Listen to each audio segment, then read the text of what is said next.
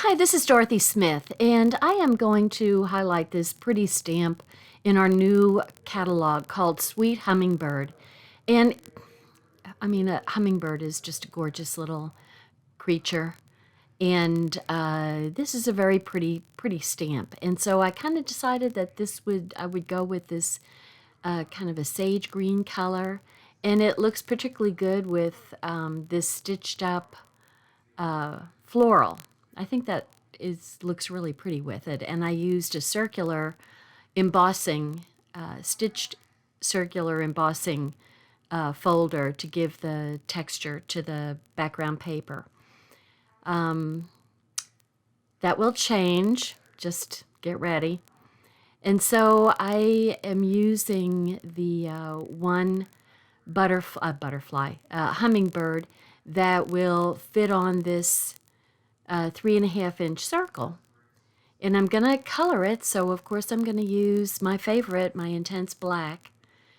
And then I will color the hummingbird. So I'm just checking to make sure I get a good stamp before I'm using watercolor paper to do the stamping and coloring on.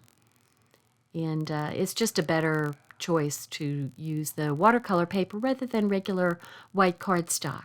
And so there's a beautiful floral that comes with this stamp set, and it's a tubular flower, which is just exactly what the hummingbirds love. They love to have a deep flower so they can stick their long beak down into the flower.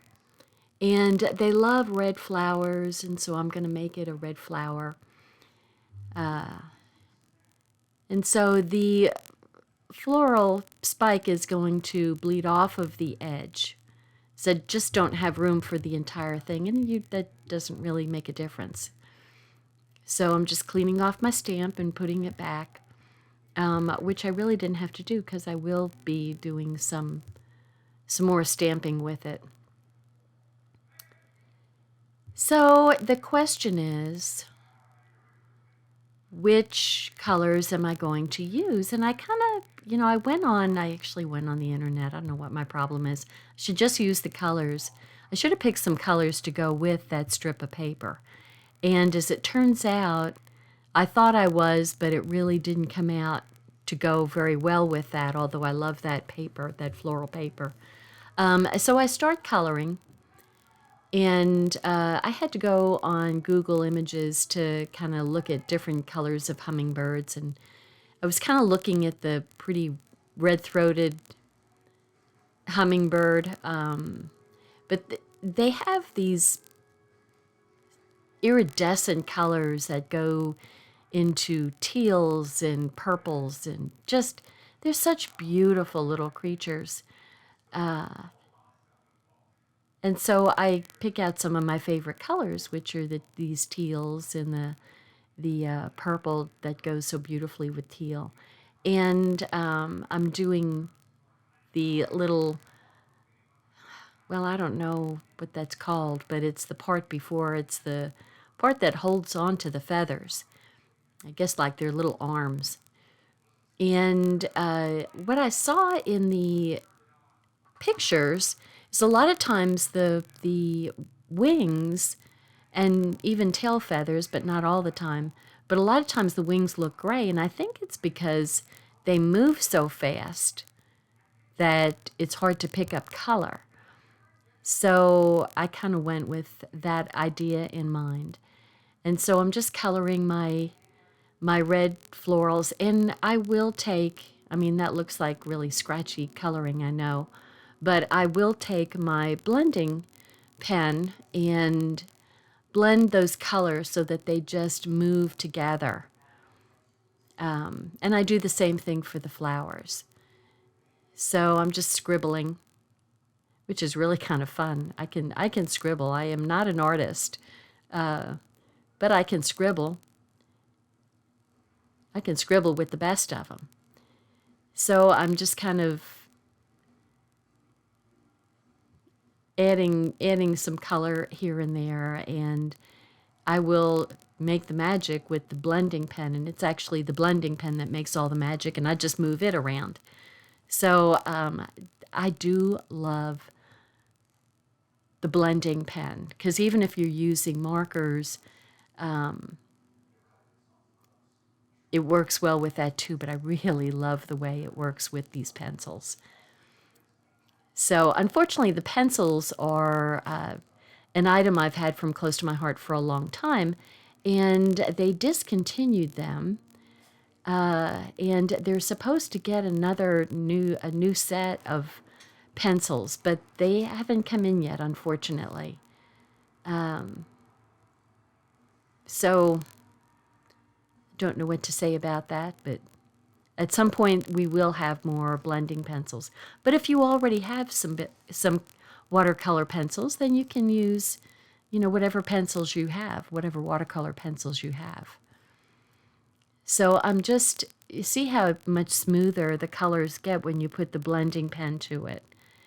And just kind of filling in all the leaves and taking some of the color off so I can go back to the red. And you can get where I just did some light shading, it'll be a little bit lighter, and then the throat of the flower is the deeper red. So I like that. I like the way that came out, and I like the way my bird came out too. I thought he came out real pretty, and there's a blank spot up there, and some people are happy and comfortable with white space, and I'd rather fill it up, which could tell you something about my house. Filling in the empty places. So I'm kind of like, well, I like my bird and I like my background of the card, but I just don't like them together. So I went to go look for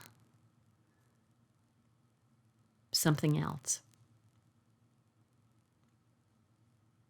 So I kind of shut off, and I'm kind of thinking, so in the meantime, I'm adding some of my shimmer brush to the flowers. And I put an accidental blob on the one flower, and so I'm just moving the clear over to make the little hummingbird be glittery also.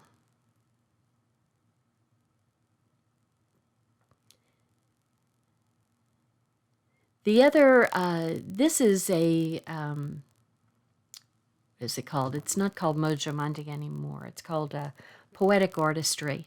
Used to be Mojo Monday. And she had on her challenge drawing, she had a, see, I got a different piece of stitched up there. And I sort of like that. I'm using, this is a new journaling pen from close to my heart. It's a .01, so it's a really fine thing. Anyway, she had a stitched circle on her sketch, and I thought, well, that always looks good. So I didn't have a circle stitch, a stitch circle die cut to that is 3.5 inches. So I just am putting it on with putting my little stitches on with my journaling pen, and that's just totally okay. And it just adds a little final edge to the a finite edge to the circle. And so I come back and I kind of set that to the side. I like it, and I will use it for something else. But I'm just showing that the scored cards that are in our value pack of cards and envelopes, the convex side, the concave side actually goes to the outside, and the convex side goes on the center when you're folding it and putting a, making it a strong fold with your bone folder or whatever. So I like that lagoon color a little bit better with the bird. It's just got more of his colors in it.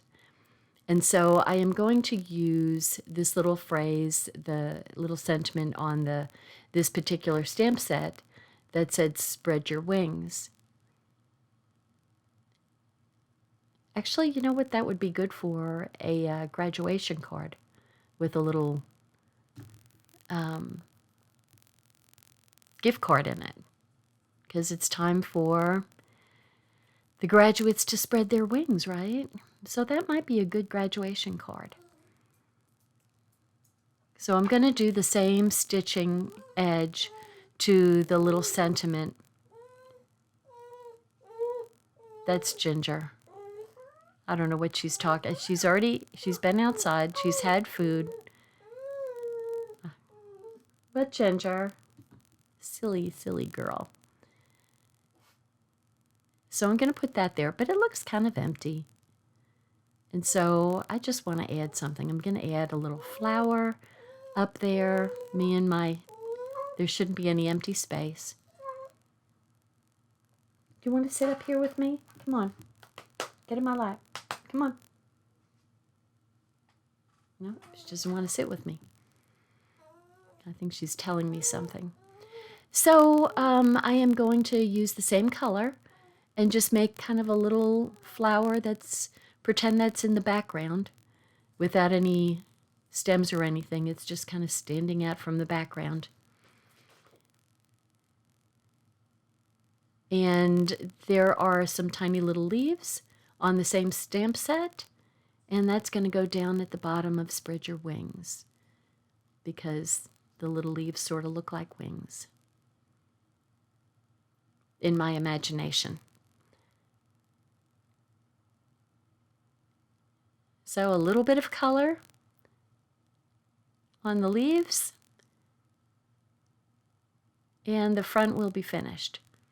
And then I'll go on to the back and the inside.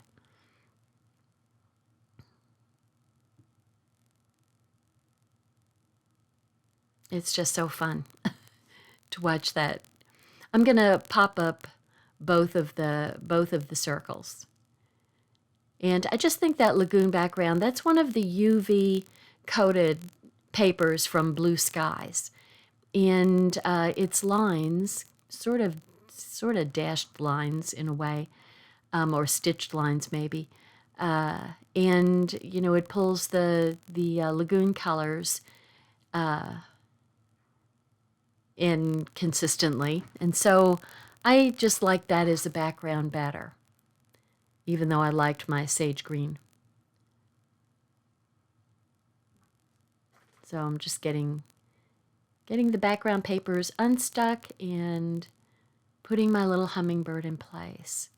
You know, they're just so, so amazing how tiny they are, and yet they can fly and vast lengths, and they're just amazing, amazing, gorgeous creatures. So my mother-in-law used to feed them down in southeast Texas, and she must have had 8 or 10 hummingbird feeders, and she would have hundreds of hummingbirds, and you could watch the water go down, the sugar water that she made for them. She was making so much sugar water, it just kept her busy all day long when they were, you know, flying by on their path. And I'm using a stamp set from another, I think it's called A Million Little Things. And it says, enjoy the little things. And so I'm going to put a flower on the back there.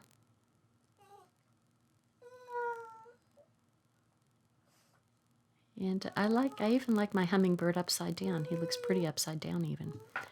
Okay. I don't know whether I'm going to color that flower or not.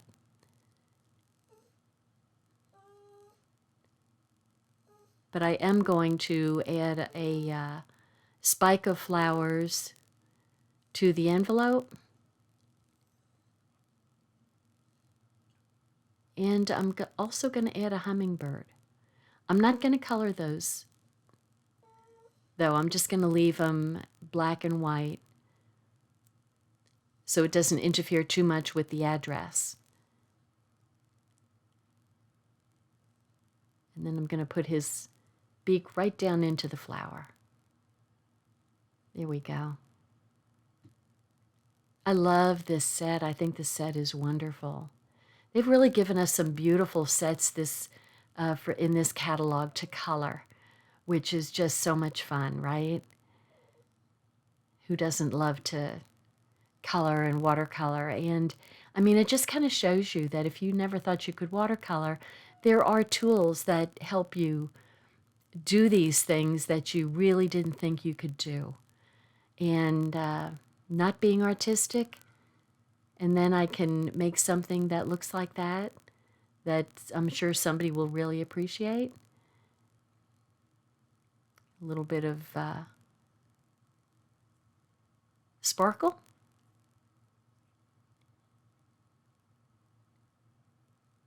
There we go.